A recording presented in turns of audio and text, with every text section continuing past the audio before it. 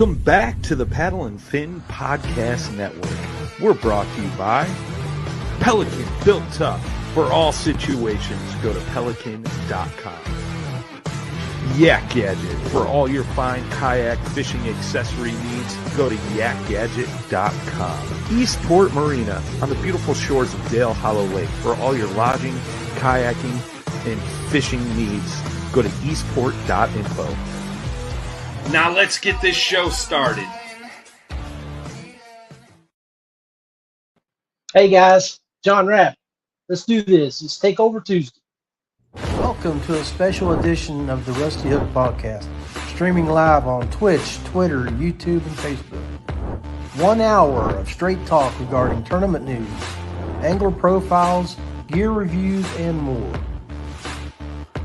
Now let's get our show started by joining with John Rapp, our host.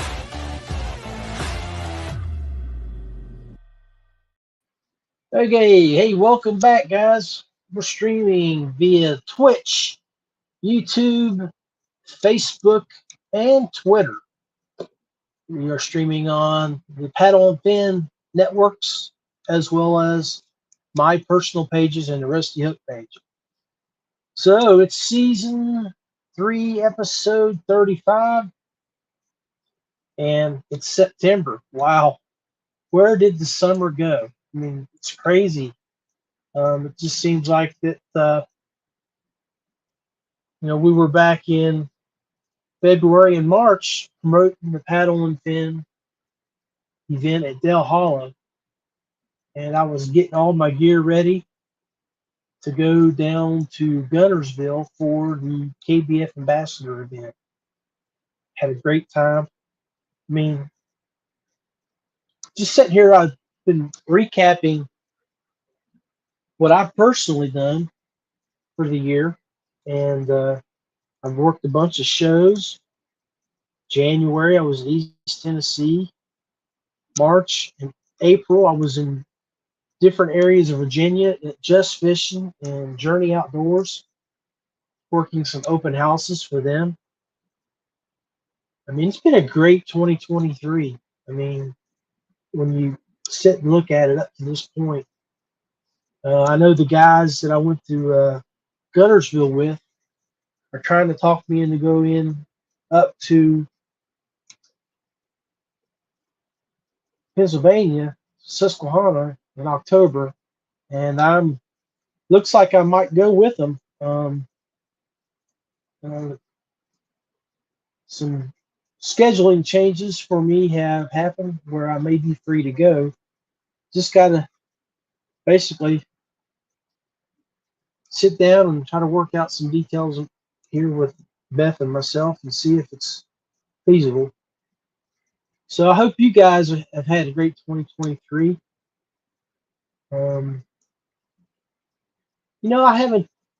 I haven't in the 10 years I've been kayak fishing. This has probably been one of the years that I have not participated in a bunch of tournaments. I think maybe this year I probably could I can say I've done less than 10. And in the years past, I would have done 10 before the month of June. With onlines, got involved with all the different organizations out there that you can get involved in. KBF, all the nonprofits that put on tournaments, different local clubs with their live events and their online events. I mean, you can rack up a bunch of tournaments, spend quite a bit of money doing it too. But I haven't done that this year, and I don't know why. I have to say maybe I've got a little complacent, a little lazy, but that's one of the things I've been sitting here, my notepad, writing my notes, like, for goals for 2024. Granted, I retired from the job that I was working back in March full time, and then I picked up gigs with Feelfree and ZPRO on the side. helping those organizations. It's always nice to be recognized as someone that can be an asset. So I ask you to look in your heart. Are you somebody that can help and be an asset to an organization, especially in our sport? I mean, our sport's growing quite fast. I think it hit a peak this past year, past 18 months. We've seen you know how roller coaster, you're going up. Well, COVID hit, and because of COVID, the sport grew, and it grew extremely fast. You couldn't find kayaks in stores. People were buying them left and right. And then, so that put the manufacturers buying more plastic and spending more money on production. And then, as of the end of last year, we had that plastic shortage. The guys couldn't get stuff made, and then there was a glut of kayaks out there, so people really didn't need to buy anything the past year and a half. Hopefully, with all the new products that have been coming out, people will start selling their stuff, because we all know the guys in the tournament systems, those boats go fast. They always want the newest and best, and I'm one of them. I got to tell you, I do like the newer boats. Company I work with, Feelfree Kayaks, came out with a couple of new boats this year. Both of them pedal drives on an old platform, the Moken. They upgraded the Moken series and put a pedal drive on them, and they are wickedly smooth and fast. I mean, that boat uses the Ocean Kayak hull system. It's the way it's designed. You got the tri hull, you got the V hull, and all those. But this is Ocean hull. It's more smooth. It sits in the water, not sits on top more than a tri hull that's designed to sit down in the water, and then it cups the water around the system. And I'm no expert. I can't explain it very well. Have never been one of those type guys that can articulate designs, but all I know is the Moken is fast, relatively stable. I'm a big boy at 260, so I'm not one of those guys that's going to jump up and stand around a lot and fish. But I can do it if I need to. But it's a great boat. It's been designed well. It's fast. They've done some nice work to it with the built-in system to the side where you can steer with your rudder system in the back. So it's a pretty nice boat, guys. If you're looking for a relatively nice, low-cost pedal drive, make sure you go look up the Feelfree Moken 10 and 12.5. They both just came out. They're both on the website, and they got good sales going on. So that's the other thing about this time of year, September. If you've been paying attention, and I mentioned it last week, that if there's a lot of sales going on. So if you've signed up over the years, and I know if you're like me, Cabela's, Bass Pro, all the different locations, even your specialty stores online for baits and soft plastics and stuff like that, check your junk mail, because there's going to be some sales put in there. Of course, make sure it leads back to the stores. Don't get no spam or any gotcha type spyware, but make sure it's something that you've actually signed up for. And you might go check those sales and see if there's something you can save $10 or $15 on that you've been wanting over the year.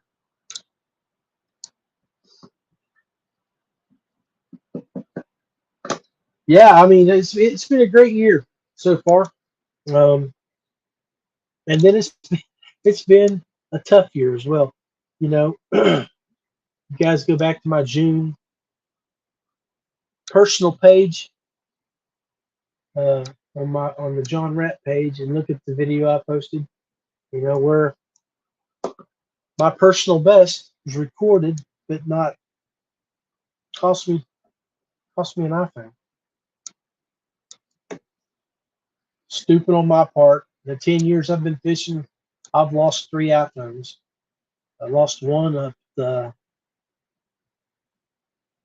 I want to say Stonewall Jackson. I lost another one on Kentucky Lake during the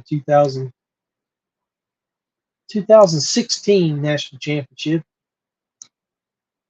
No, I think it was a 16. Probably 17. Yeah, it was 17.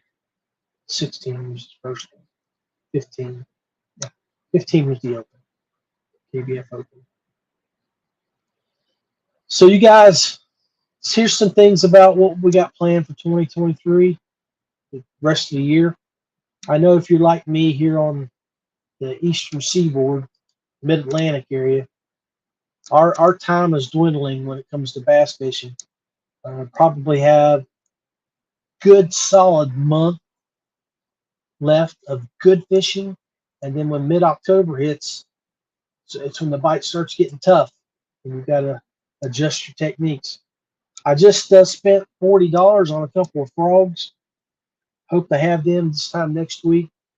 I'm gonna take them out here to the marsh and see if I can catch that 22.5-inch bass that I lost my iPhone with. Maybe I can get that fish back. This time I'll have a better camera system now that I got this Insta360. It's a nice system. And what's really cool about this Insta360, I'm a little scatterbrained right now. I'm throwing off all kinds of information, but I picked it up a couple weeks ago and have been using it, and I really like it. If you go to my Facebook page, I just did a 10-minute video where Beth and I went Saturday up to the West Virginia Nature Center. Now, folks in West Virginia, if you've never been there, you need to go. And you might as well go ahead and mix it in with the changing of the seasons and catch the beautiful fall colors up there. But the West Virginia Nature Center is at French Creek, West Virginia, right outside of Buchanan. And so it's off Route 33 right there. You can get off at Weston if you're going up 77, and then go toward Buchanan, get off Buchanan's. Google French Creek Game Park. But it basically has a nice piece of property that's got bison, elk, black bear, gray wolves, mountain lion, bobcats, coyotes. It's got enclosures for snakes and frogs and turtles, lizards. The one thing that was missing when I went was the otter exhibit was not up and functioning. They have a wild boar. It's a nice place. Lots of birds of prey. But if you go watch my video, you can get an idea how it's set up. I did 10 minutes of video. I used about 4 or 5 videos from my Insta360, and then I, of course, used my iPhone 14 for some video as well. But that's the other thing, guys. When you're out there doing your fishing, would love to see more content from the folks out there that are out in their kayak, either with GoPro, any type of video system that you have that you can mount on your kayak. Put it to use and record yourself. Get some things out there on video that you can share with us, your friends and family, and your followers on your personal pages to show them what's so fascinating and invigorating about being out in Mother Nature's beautiful setting and a piece of plastic in a kayak where other people can't get. We can fish off banks, we can crawl around the banks, but when you're on a bank around 10, 12, 15 acre ponds or impoundments or floating down a river that most people can't get access to because you're going to do an 8 or 10 mile float, and maybe 6 or 8 miles of that is in areas that people can't get to because of brush walking private property or whatever. It's not public access. So you can share some really cool video. Like some of the video that I got when I was down in Virginia about 3 weeks ago, when I went and hung out with uh, Jody Queen and Tony Bryant, Tyler Spence, and Arnold. I mean, we camped out for a few days, got video of some nice smallmouth. Uh, Eagles were flying around above me. I didn't get none of that. But I mean, some of that stuff is so wonderful to do and things to share with the people that follow you. Anyway, let's take a quick break and we'll come back and just keep talking about some random thoughts. ZPRO Lithium, serious power at 12, 24, and 36 volt applications. Bluetooth capable. Go to ZPRO Lithium for more. DuBro Fishing, American-made marine applications and locally manufactured soft plastics. Visit DuBroFishing.com. Feelfree Kayaks, paddle, pedal, or power. There's something for everyone. Check out feelfreeus.com. YakGadget, American-made kayak fishing accessories and gear. Go to YakGadget.com for your rigging needs. Ace Adventure Resort, West Virginia's #1 destination for hiking, biking, ziplining, whitewater rafting, and more. Check out aceraft.com. Westbrook Supply Co, Georgia's premium supplier for all your kayak rigging supplies and fishing equipment. Go visit westbrooksupply.com. All right. Thanks, guys, for hanging out with me here. Appreciate everybody hanging out and just chilling with old John Rapp here on the Paddle and Fin podcast page. Streaming live via Twitch, YouTube, Twitter, and Facebook. Be on the Paddle and Fin pages as well as my pages on Rusty Hook. So, hey, yeah, I just was looking at a message here. One of the guys was talking about being qualified for a KBF event, I think the national championship. So I haven't even paid attention this year to see exactly where the next championship's going to be, if it's back in Tennessee or not. But if you ever get the opportunity to go fish Kentucky Lake or Lake Barkley, I would highly recommend it. Now, granted, it can be rough. It's big water, so make sure you do your research on it. But the Cumberland River is nice, and that area of Tennessee, Kentucky area, definitely go. And speaking of going, and I touched base on it a little bit earlier, is go ahead to set your calendars, guys, and mark your calendars down for April of 2024. And the Paddle and Fin podcast hosts are going to be putting on, in conjunction with Eastport Marina, their Dale Hollow event. It's a 2-day event. I think it's April 22nd, 23rd, or 23rd and 24th of 2024. It's already up on Tourney X. You can go look at the details, but make sure you go ahead and get signed up for that. I can tell you that if it's anything like last year, which I suspect it will be as well or better, that the big bass payouts will be over $1,000 a day. So big fish were caught last year. We moved the timing for the event from early April to the mid-late April. So about 3 weeks later, and that's when we're starting to catch those fish around that area, moving to beds. The winner last year on day 2 had over 100 inches of fish, where he found some big mamas on beds dragging them in. So yes, Dale Hollow, East Tennessee, April of 2024. Sign up. Mark your calendars now. But speaking of calendars, I don't know what you guys got planned for the rest of the year. I think I'm going to go out and do a little fishing myself tomorrow here on the lake. West Virginia folks, if you haven't hit Summersville Lake, you better hit it now. They're going to start drawing down the water probably this weekend, or actually probably Thursday, which is day after tomorrow. I think the test run is today, to start gully season. And for you folks that aren't familiar with that, the gully season is the whitewater season for this area, and it's a national recognized event. They have Class 5 and Class 6 rapids that they're running because of the release from the dam. But techniques, late summer, you might want to start thinking about adjusting your techniques in the times that you're going out on the water. Water temperatures are going to start cooling more and a lot faster now that the daytimes are, excuse me, are shortening.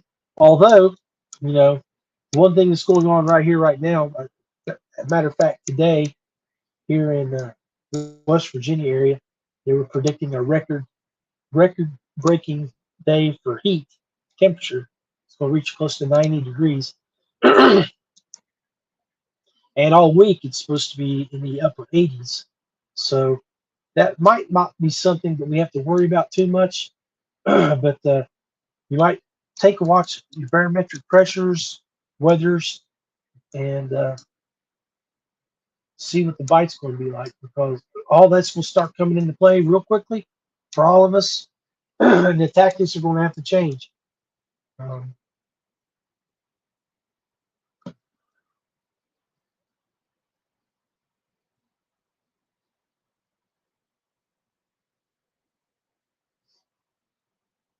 that, my friends, was the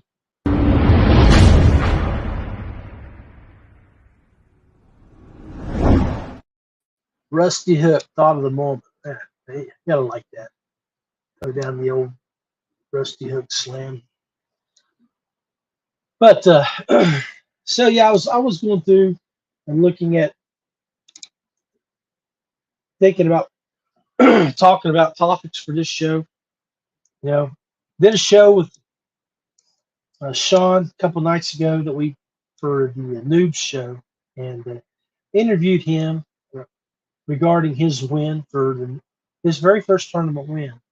And be interesting to hear about everybody, to just make a post on here if you got time about your first tournament win, when it was, what you did to make it successful, and help folks out that are getting new into the tournament scene on what the techniques were that were successful for you on the type of body of water that you were fishing.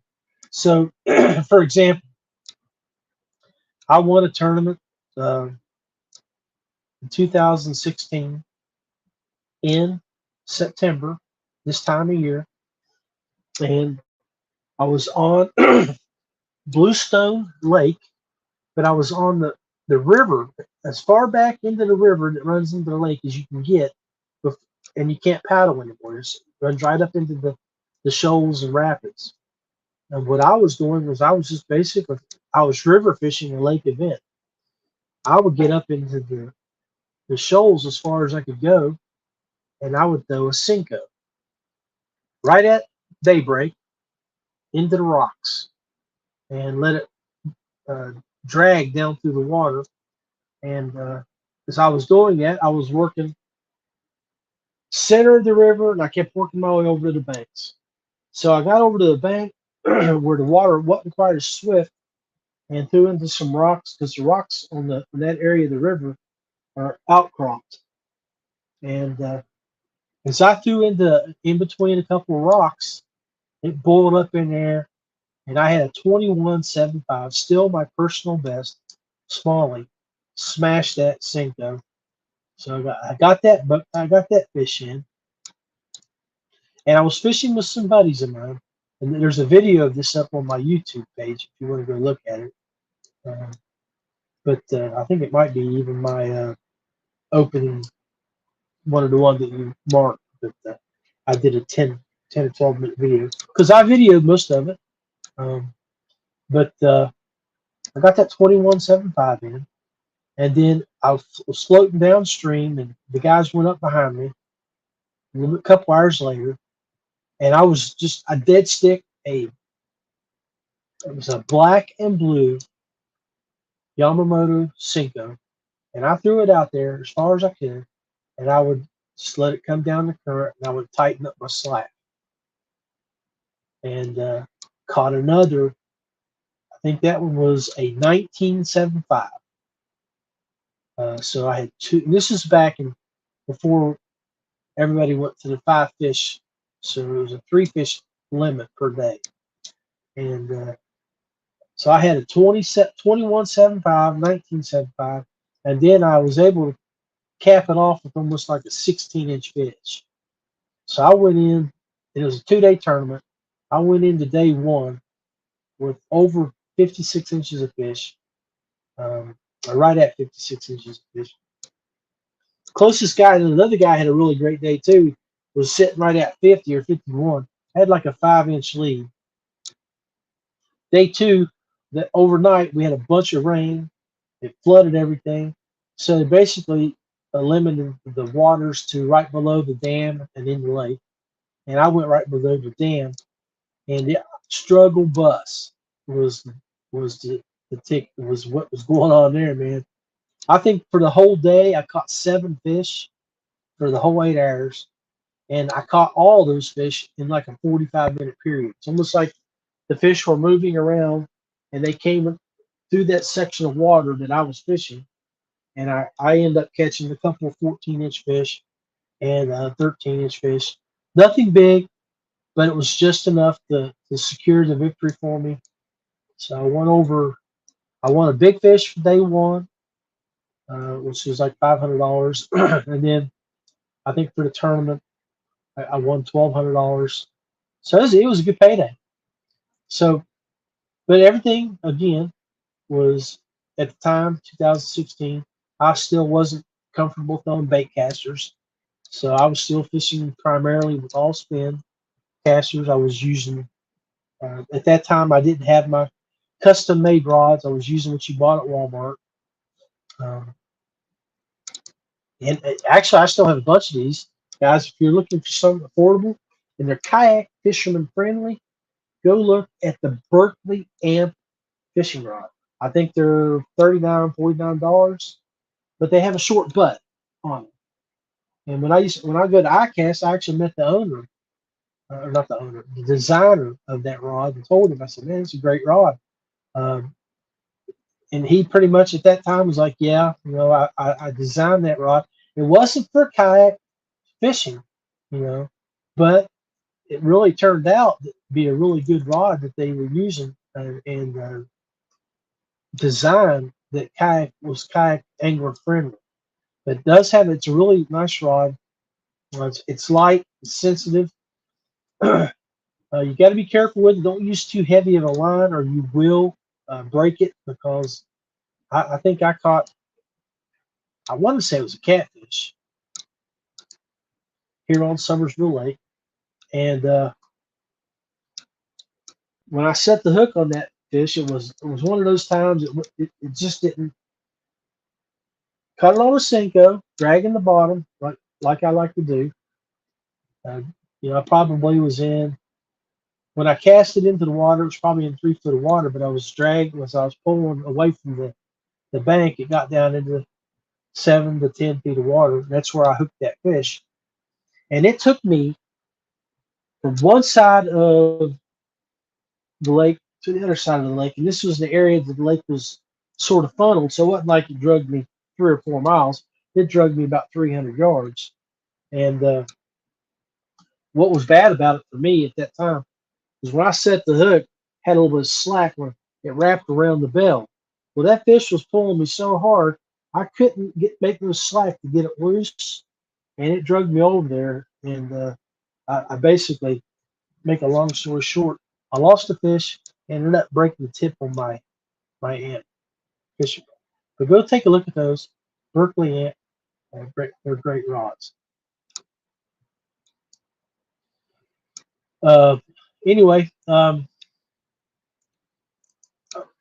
back to what I was talking about there a minute ago, go ahead. Oh, I'm sorry, guys. Excuse me. Take a few moments and tell everybody if you have won a tournament, your setup, how you approached the day, almost like how your recap was. If you have a recap from 5 years ago, go copy and paste it, throw it in there, and show the folks, you know, how you were successful and how you approached that day, so they can learn from what you did and maybe incorporate that into their bag of tricks.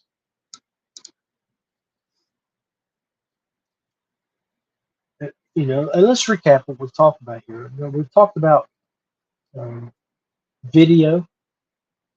Make sure, you know, if you can, when you're out practicing or having fun or just going out fishing for a fun day, take your video cameras out with you and record some content. You know, I talked about it last week, but I run a team with ZPRO Lithium, our fishing team. We just recently concluded a 2-day video short competition. It could have been done any way you wanted to do it, using any format. You could have used the Reels format. You could have done landscape format with the video like you would see on the YouTube or what you're looking at right now. And just had to be a 30 to 60-second video. The only requirements is you had to at least have a picture of your battery in the video. So you could go out, you could fishing, you know, pumping it up, your boat going through the water, picture of your battery, you know, all that, and then, you know, just almost like a reel, you know, make a reel type video. You could take and use all those programs out there where you could take 20 pictures and shove it in there and it would animate them. But it's just a competition to try to get people involved. Just stuff like that with the stuff that you enjoy fishing with, whether it's a reel, a rod,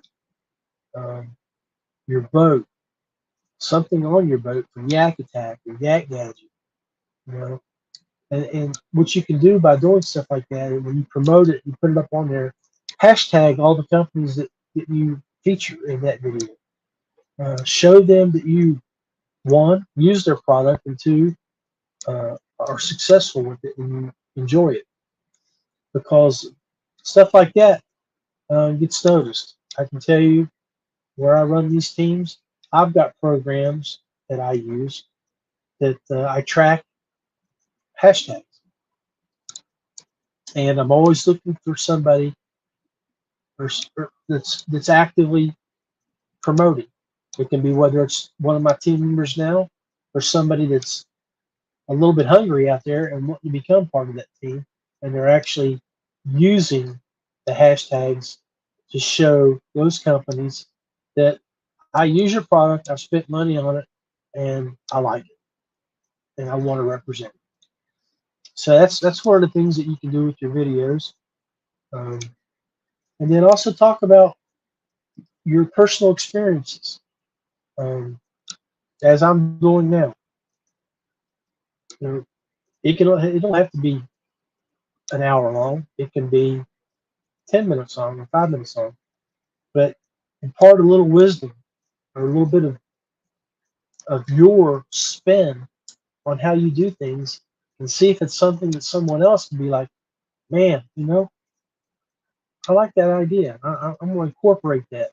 Because everybody, even all of us, everybody's always looking to add a little bit to the toolbox. Knowledge is power, and you know our goal is to go out and catch fish.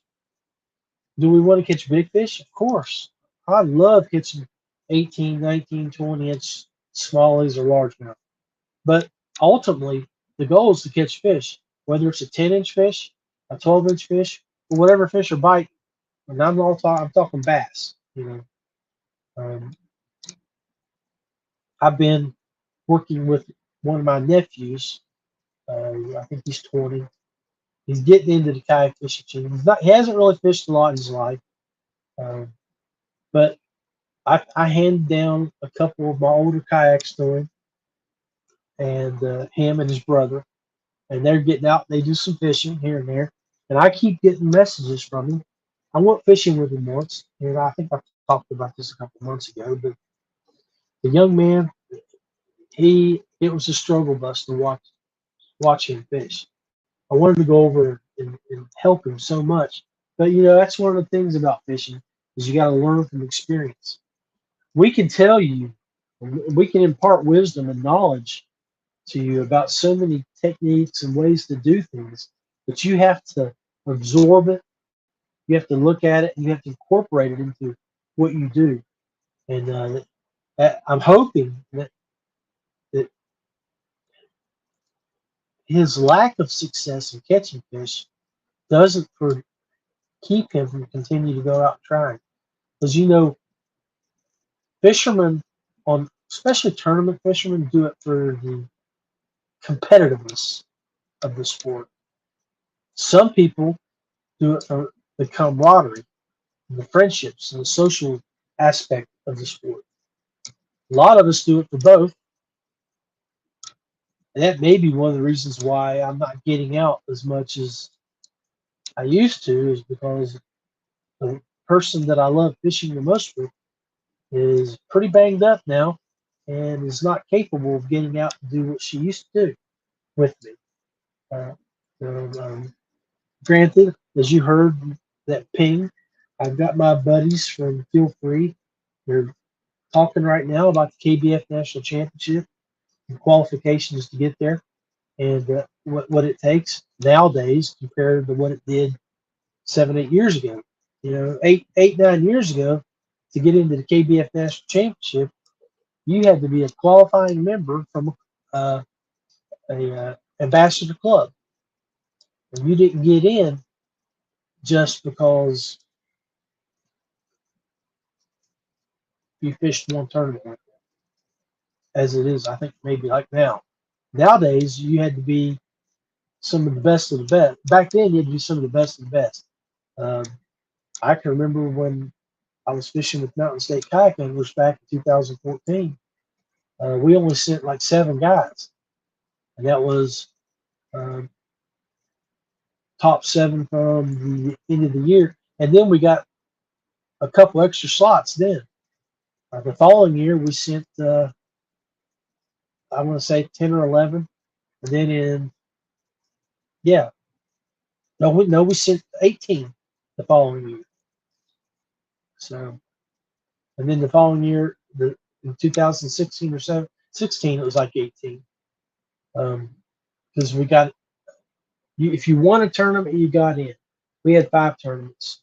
And then they gave you so many slots for membership that were part of your membership versus members in KBF. So if you had 100 members for your club, but 50 of them were part of KBF, then you got 5 slots just for that toward the end of the year.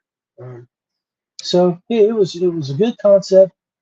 Might be something that they're looking at redoing. I don't know, but nowadays, getting into the KBF National Championship is not quite as difficult. If you just go fish a KBF event, become a member, I believe you're capable of going. But I don't know. I've now that I'm not a tournament director and don't run the West Virginia Kayak Anglers like I did for the last 4 years, from 17 to 20, 21, I've not kept up with all that. But anyway, I appreciate you guys hanging out with old John Rapp tonight. Rambling around here, just thinking about different things as conversation come up. Make sure you go check out all the other Paddle and Fin podcast shows that we have. We've got 6 or 7 shows that are active right now. Should be up every night. Noobs, Final Cast, and the others. Can't think of them off the top of my head. But anyway, September. I know all of you guys out there are ramping up for your last event of the year. A lot of you are looking at possibly winning Angler of the Year with the clubs that you fish, Rookie of the Years. And I wish you well. And I look forward to reading your recaps on your events.